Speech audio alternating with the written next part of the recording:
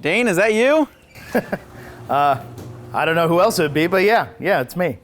Well, thanks for having us. You know what we're doing here today, right? We're like touring my garage or something? That's exactly what we're doing. We're doing garage tours. Okay. And so we're hoping this video series kind of gives people ideas, or maybe it just kind of shows them what to do with space. Cautionary tale, perhaps?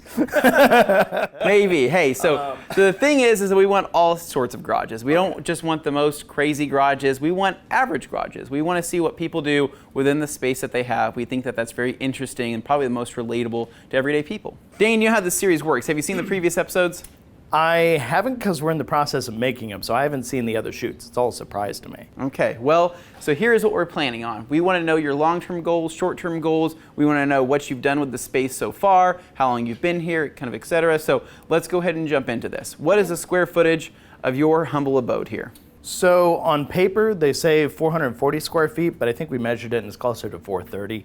Okay. But yeah, no, it's, for this type of house, it's actually a little oversized. All right, okay, and so let's go ahead and jump into this. All right, so we like to start out with pretty much everything around the outside of the garage, including the floors, the flooring, the lighting, everything like that. Okay. So we're gonna jump into that first and go into more of the intricate stuff. So what did you do with your floors? So early on when I had the garage, the floor was just trashed. I know it looks like it now, but it's been a long time. It was trashed, and what we did was my dad and I went to Costco and we picked up like one of those epoxy kits that you can get. DIY? We laid it all out. It looked good for, a couple of years, but as epoxy does, if, you don't replace it once in a while, it's gonna start to tarnish. Not great. So lots of different cars have been in and out of here. Some had rough days, others were better than others, so you get the idea. So would you recommend a DIY epoxy kit? Do you think it held up for the years that you did have it? Or would you say that, would you pay somebody professionally to do it? If I were to go back in time and try and do this again, I would probably, actually, I love the look of like polished concrete. Okay, cool. All right, and so other thing we want to point out here is the walls are painted. So technically this garage would be claimed as finished, right? Because it is a painted garage. Yeah, and if you stretch, you could say that. All right, so did you paint it yourself? Yes, 10 years ago. All right, and what color did you choose? Why did you choose this color? And was it just, At the time, so the house, this is the part that'll trip some people up. Originally the house was this like baby puke green and white. I believe it. So all the brown trim was originally this really nasty green color, and the walls were all white. And at the time I thought, this doesn't feel cozy. And I wanted to create a cozy home, so I painted everything a little darker. I used a lot of earth tones. Doesn't look great now, but actually like the house had kind of a cabin in the woods feel when you're inside. So it's kind of darker, it has a lot of richer, earthier tones. Very cool. But now I want to go to something bright, because in the garage, I've long since learned, bright in the garage, at least on the walls and stuff, it pops a lot more, and if you clean up the space, it'll look a lot better. I've learned a lot since. So Dane, now one of the most important things, right, is going to be garage lighting. Everybody wants to have fantastic garage lighting, to really be able to show off what they got in the garage and be able to work and have some, have some good lighting. What do you got? You know what? Why say anything? It's better just to show you. All right, I'm excited for this. I mean, I'm a man of variety. I like eclectic stuff, so I think you're gonna notice a theme of eclectic lighting. So Dane, none of these lights match, like not even one fixture matches. Well, those are fluorescent tubes. Okay. And that's a CFL bulb that's clearly on its last legs. CFL. Over here, I've got a new LED bulb with a socket that plugs into it that runs to this beautiful display models taken straight out of a Home Depot showroom. Except it's been here for like 8 years. Dane, the lighting in here literally makes no sense at all whatsoever. You're right. So we've checked out your lighting, so we'll kind of keep moving on around here. So for storage, what are you doing for storage here in the garage? So, when I originally got the house, you see this shelving over here, all that stuff? There was a matching shelf built into the wall on that side. I ripped it off the wall. I originally had bikes and stuff hanging here. A lot of that stuff's changed long since. Okay, all right. So, but for most storage, right, so you have some things on this shelf over here. Dane, is this a MacBook Pro from 2008? Holy, this box is probably worth money.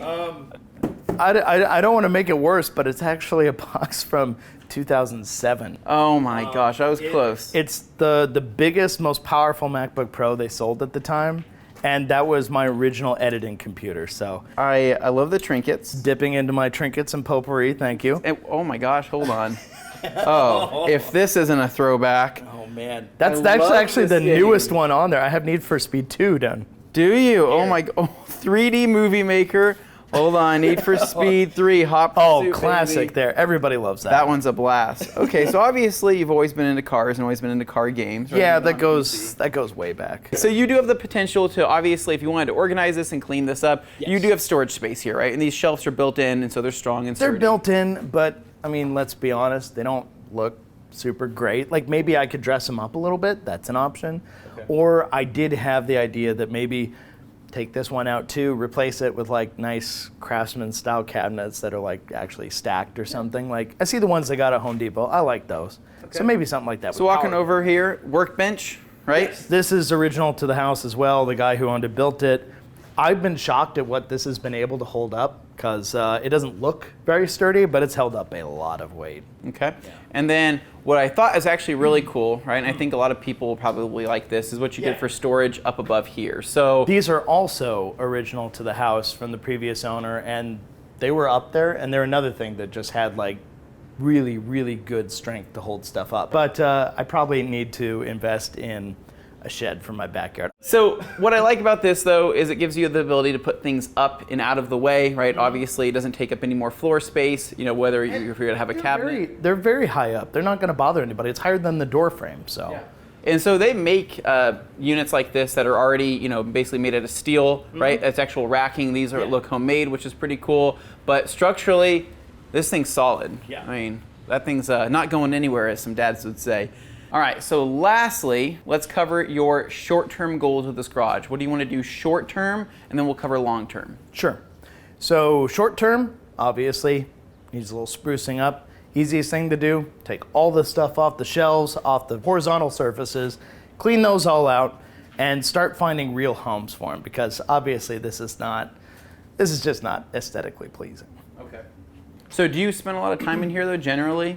No, and I think that's reflected in how it looks is because I literally just use my garage to come and go from. Okay. I'm not spending time in here. It's parking. It's indoor parking. Yeah, exactly. It's just covered parking. But unless I have like an actual issue with the car and I'm working on it, rarely am I doing anything in my garage except the most like basic stuff, just housing cars. Out here, I'll admit, it's probably like a chicken and the egg thing.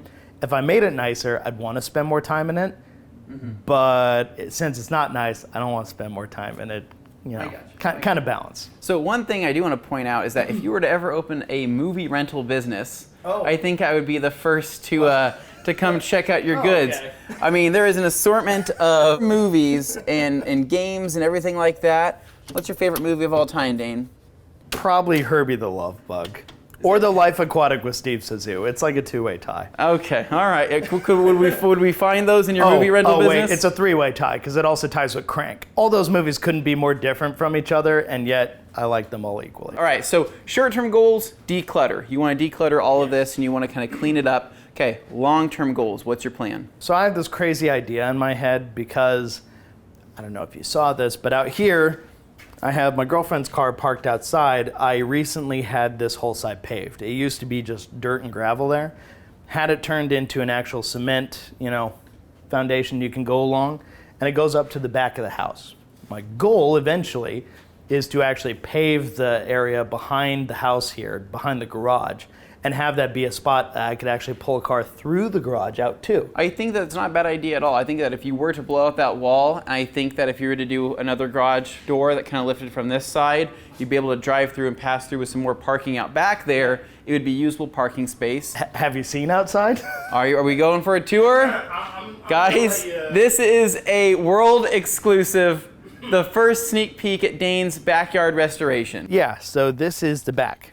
Kind of a work in progress. So, but this wall right here, I mean, that could be gone. That gutter could easily move. You could have a bay garage door, or even a single, just a big enough, a tall one or something, like an RV style. Have them come out, have this area paved. I know there's a nice, cute little fire pit, but honestly, I think that could probably just migrate over there. So you could do some type of, would you do anything for shade, like an awning or anything like that? I think it'd be really cool to have like a sail shade or something over there. Do something like that would be cool. Potentially could do like a carport style thing out here. I know I want to get a shed, probably build a shed into this corner here or something. And just dress it up. So I got options. I got a lot of space back here. I'm just not using it right now. So I feel like if I'm gonna do anything with it, extending the garage makes a lot of sense. And then you have that paved area right here. And if this came back with more paving. Right, I had them go right up to the line so that in the future, if I want to extend it, it's easy to just keep going. Cool. But yeah, no, that was basically the thought put into it. Right on. Well, I think that you have some good ideas, and I think that long-term goals, I think it makes a lot of sense here. Give you some more space in the garage. Yeah. All right, so Dane, I think that covers it. Thank you for giving us a tour of your garage. I'm sure, in terms of ideas, I don't know if this will give people ideas, but I think it'll show what kind of space they have. If people wanted to do built-in shelves, this gives them an idea on that. But I think the long-term goal is to be able to come back here someday and be able to potentially see some changes that you've made. I would love that. Okay. Yeah, I would love to be able to say, remember what this looked like before, and then have people not recognize it. All right, Dane, so if you don't do any detailing here or washing here, where do you do it? Well, I could try and explain it to you, but honestly, it's better if I just show you. But it's morning, dude. Why don't we go through my morning procedure first? We'll get there eventually.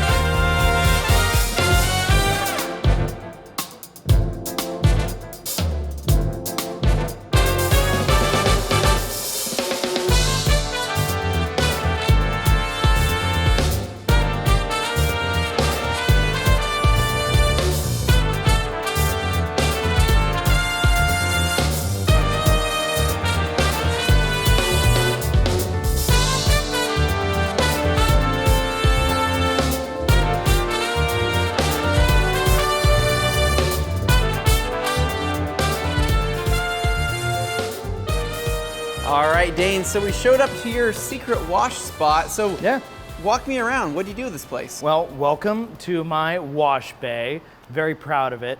I have drainage right here in the floor. You gotta have big grates, big drains, because big truck like that, a lot of stuff comes off. Yeah, awesome. And moving along, I have these very convenient steps I had installed. It really helps when you're dealing with a tall vehicle. Okay. You know, it's kind of short notice, but they put them in there, really helpful. I appreciate it. So walk me over here. You have a brush? Yeah, we don't talk about that. We don't use Is that a detailing brush or?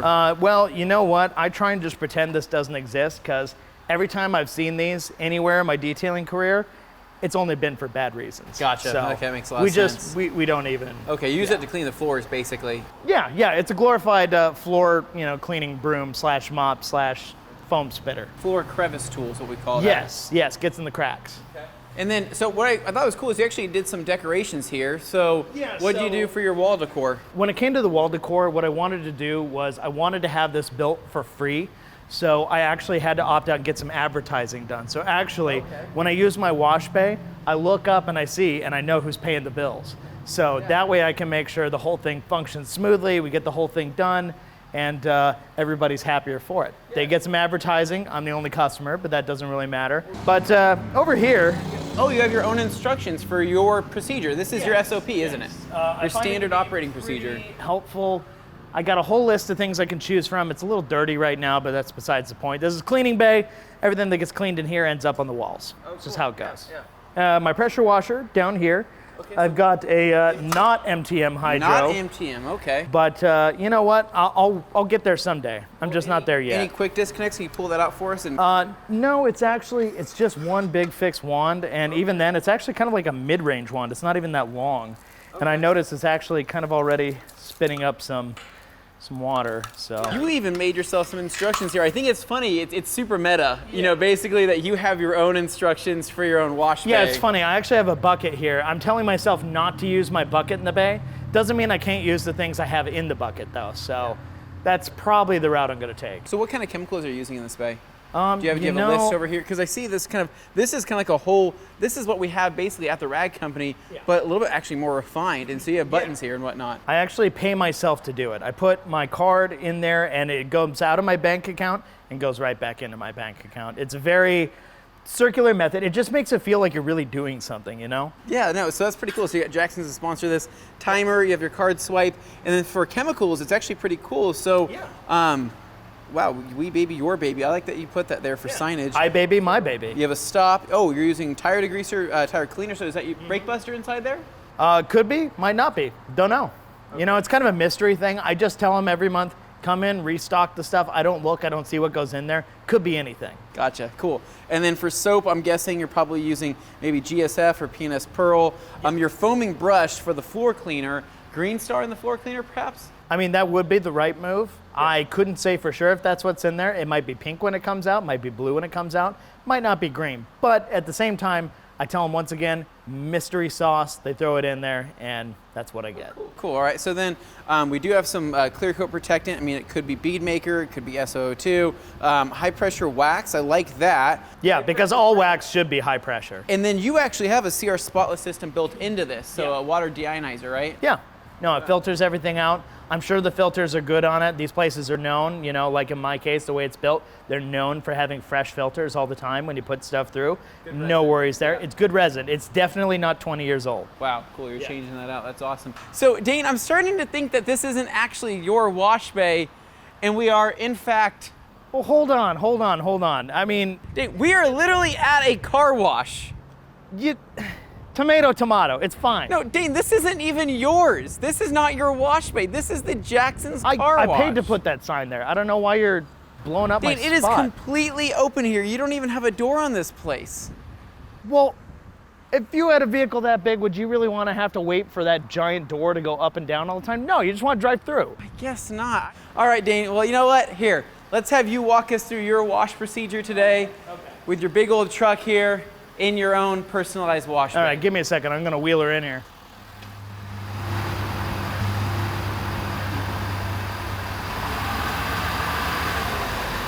All right, Dane, so I guess you're paying for your own wash today. Yeah, that's the idea. But you know what? I'm paying myself, so it's not all bad. All right, so I'm going to start things off. Degreaser, tire cleaner. So, Dane, this is starting to look a lot more like slime and less like Green Star. I was a Nickelodeon kid growing up. Yeah, but what are we using? This looks like pure coolant. Oh my God, Dane. I might be spraying antifreeze on here for all I know. It looks like antifreeze. It even smells like antifreeze. So moving on, we've got some tires and wheels to attend to. I like this back part because, well, there's a lot of them, as you can see. A lot of wheels and tires to go around. Oh no, that dried on the front. Let's make sure we get that again. Jeez, okay, Dane, it's time to move to the high pressure rinse now. Oh God, it's getting all over the walls. It looks like glue. All right, so I'm gonna rinse that off. Dane, okay, so hold on. Do you mind? Oh, you wanna? Do you mind? Oh, Do you okay. mind? I know. All right. I don't normally step from behind the camera, but this is actually so painful to watch that we're just gonna go ahead and Oh, look at it go.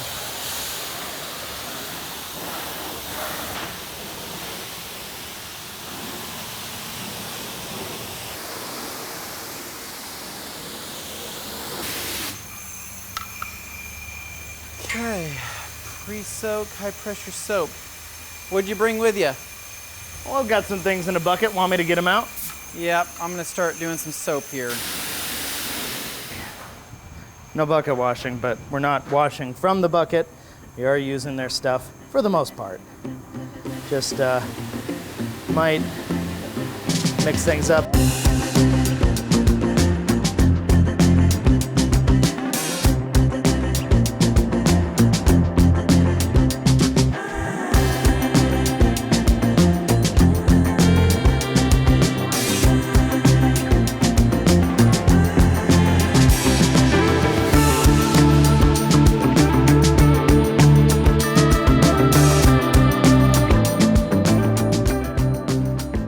Spotless rinse time. Oh, yes. Dane, my arms are dead.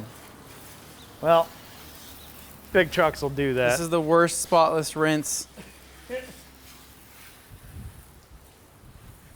Doesn't it just feel like using your CR spotless at home? Not at all.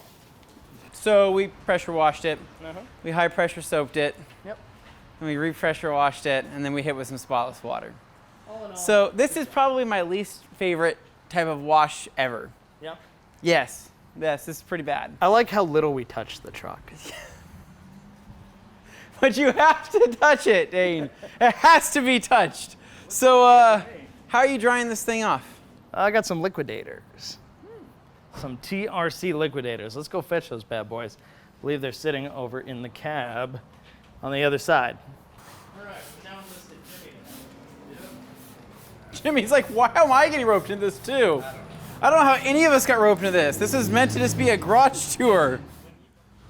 Well, Dane, it's all fun and games until you get to the windshield on this thing. Oh my. Well, you know what? There's a step if you open the door. Oh, yeah, that's true. It doesn't help. It doesn't? Nope, not really, Dane.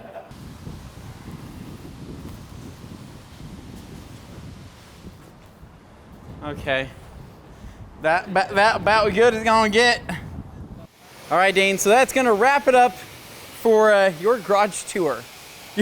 Not bad, right? Didn't see that coming. Dane, we are in a wash bay, and Yes, we are in a wash bay. Why my wash bay? you got us to wash your damn truck for you. I mean, you're wearing a Wash Wednesday shirt. It felt appropriate. Okay, well, as always, we hope you guys enjoyed this garage and private wash bay tour. As always, if you guys want to see more garage tours in the future, make sure to give us a big thumbs up, subscribe down below for more, and stay tuned for more videos right here at The Rag Company.